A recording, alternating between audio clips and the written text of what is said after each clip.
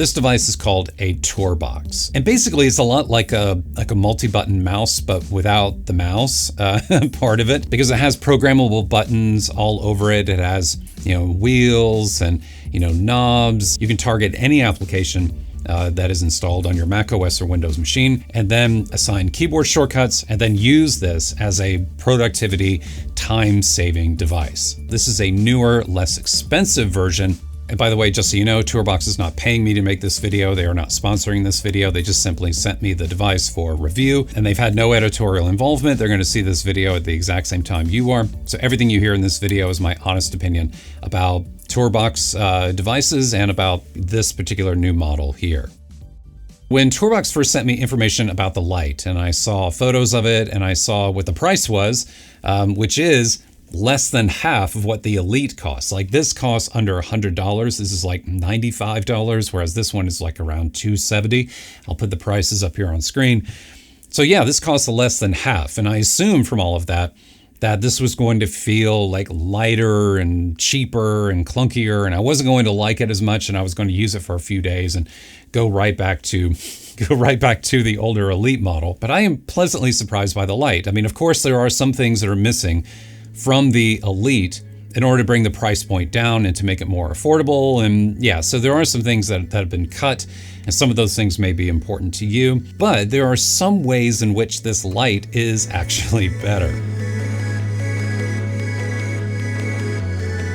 One of the most notable differences between the Lite and the original Elite is the finish. Now, this may not sound like a big deal, and for some of you, you may not care about this at all. The Elite has like a slight kind of like rubbery kind of texture on it that kind of reminds me of like the back of a Logitech mouse.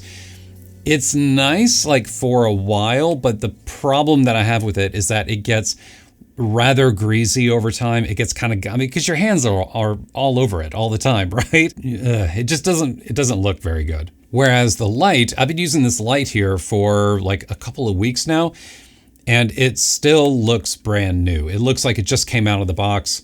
TourBox also redesigned some of the buttons on the Lite to make them larger and a little more ergonomic. Like this one up here is larger. These two in the upper right-hand corner are also much larger and much easier to find compared to the tiny little 2 buttons. And I also thought this was going to be much smaller, but when I got it out of the box and looked at it side by side with the Elite, I realized that it's really not, it's very, very similar. It takes up almost the exact same amount of space on your desk. Now, as I said, there are some features missing from the Elite in the Lite model in order to, bring the price point of the Lite model down. Most notably, they removed 2 inputs over here. There is a dial over here in the lower left-hand corner, which honestly, I never used. It just never really worked for me. But this one here I actually use quite a lot. This is a D-pad underneath the main wheel here. And this one was nice because I could set this to like different brushes in Photoshop and the like, and switch between them really quickly. There's also a side button on the Elite here that is not present on the Lite. And the Elite model has haptic feedback while the Lite model does not. Haptic feedback is like, subtle vibrations, kind of like a video game controller or like a phone, where when you turn the knob on this, you feel little clicks. I mean, they're not real clicks, but it kind of gives you the feeling of stepping through individual, values when you're making some kind of adjustment with this. It's kind of a nice feature to have, I guess, but I don't know. I have found myself really not missing it with the Lite. Like, I am perfectly fine without the haptics. But all that said, I think the biggest difference between the two is wireless connectivity. The Elite has it while the Lite does not. The Lite has to be connected via USB. There's a USB-C port up here on top. The Lite does come with a fairly nice USB cord. It is a braided cord. It's not like a cheap, looking cable. And it does have like an L-shape USB-C connector here. So it's not bad, but I think it kind of depends on your setup. Like, I have a Mac Studio over here, so I plug this into the front of that. And having all of this in front of it is, yeah, it's definitely not the best. But at the same time, the thing with the Elite is that, yes, it is wireless. And yes, you don't have, those dangling cords and all that kind of stuff. But the thing that I've never liked about the Elite is that it uses AA batteries. Whereas like my Logitech mouse here has a built-in lithium rechargeable battery that I can just, plug in over USB and recharge whenever it gets low. This one uses batteries, and there's also a power switch here that you have to power on and off when using the device. And you kind of have to remember also, if you want to conserve power, to turn it off when you're not using it. So yeah, using a USB cable is not the most attractive thing in the world. But at least, it's powered on when the computer is powered on, and you don't have to swap batteries. You don't have to do any of that. If they, put a lithium rechargeable battery inside of it that could be, more easily recharged, you don't have to swap batteries and all that kind of stuff. That would make it much, much better. So to use and configure the TourBox with your Mac OS or Windows machine, you download a piece of software from TourBox called the TourBox Console.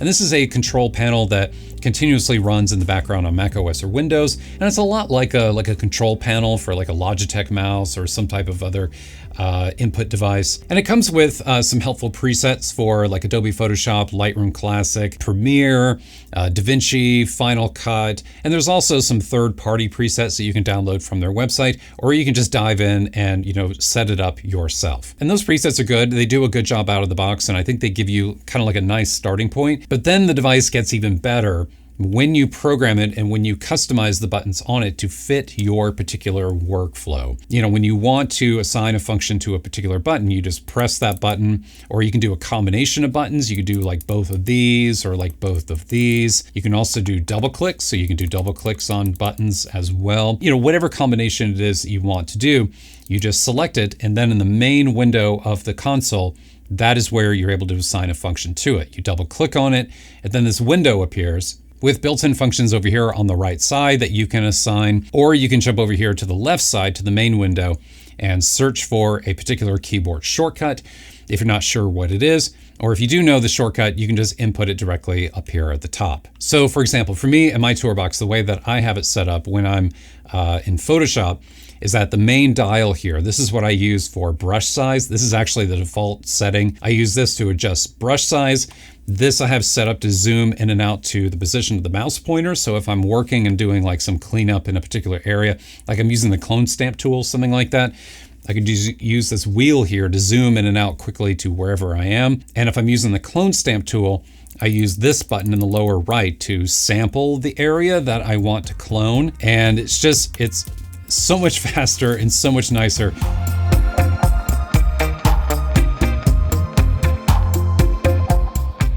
I love that. And that is like one of the things that has made the TourBox so sticky for me and has made it just such an important part of the work that I'm doing. Now, in addition to assigning keyboard shortcuts, the TourBox can also do something rather clever. You can build your own custom contextual menu, and this is something called the Tour menu. Basically, you go into the same window where you assign keyboard shortcuts, but up at the top, you click on Tour menu. And then in here, you create a menu containing whatever functions, whatever tools, whatever it is you want for the application that you are currently creating a preset for, so that when you're then in the application and you push that button, well, then you get a menu with those tools, with those functions, with the things that you created. Now you can pin that tour menu if you want it to always be visible, like you want it right there next to you while you're working, and then you just push the same button again on the TourBox in order for it to go away. And then in addition to just basic keyboard shortcuts and the tour menu,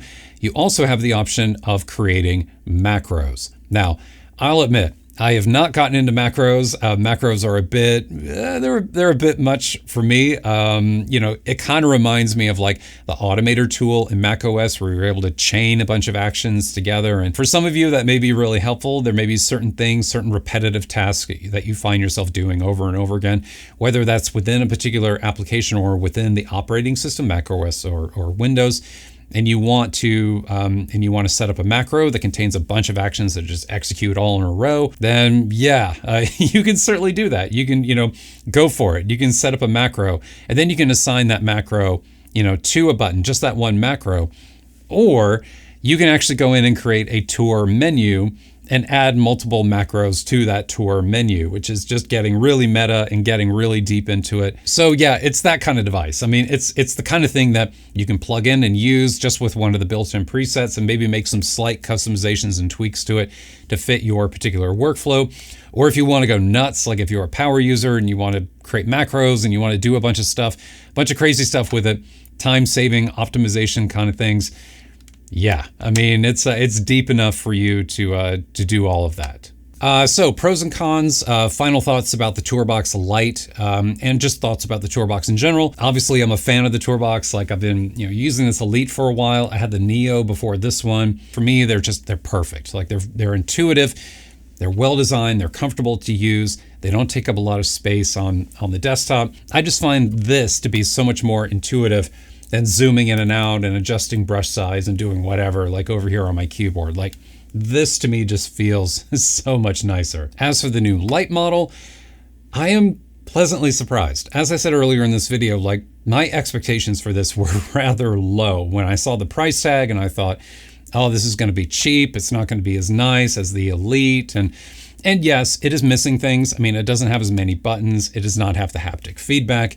It does not have the wireless connectivity. And yeah, you kind of have to put up with a cable, running across your desk. But I actually prefer the design and the materials that they used for the Lite compared to the Elite. So in some ways, even though this is a simpler, more pared down version of the Elite, in some ways, in my opinion, it's actually better. So if you want to learn more about the TourBox Lite, there is a link down below in the video description that you can use in order to check it out and maybe even pick one of these up for yourself. And just so you know, that link down there will be an affiliate link. So if you do end up buying one of these, this channel will receive a small monetary credit in return for your purchase, but at no additional cost to you. And as I said at the beginning of this video, full disclosure, TourBox, sent this to me. I did not pay for it, but they have not paid me for this video. They've not sponsored it, and they've had no editorial involvement. Everything you heard in this video is my genuine opinion and experience using the Lite and the Elite. And yeah, that's it. Thanks so much for being here. I will see you next time.